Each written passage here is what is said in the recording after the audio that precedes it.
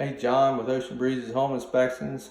We're in a home in Murrells Inlet this morning, and this is just one of these funny finds that we come across. A bathroom was just kind of upgraded from the 80s, brought into modern equipment and stuff here.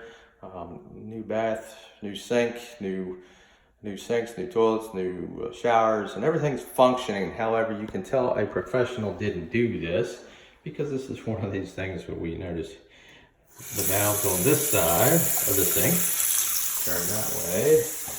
The valves on this side of the sink turn this way. And they're all functioning, nothing leaks.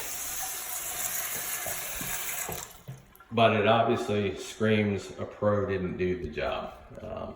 Again, one of the many things we find, sometimes they're a little comical on a regular basis. If you need an inspection in the entire Grand Strand, Horry County, Georgetown County area for a house you're selling or a house you're purchasing, give us a shout. 843-251-4868.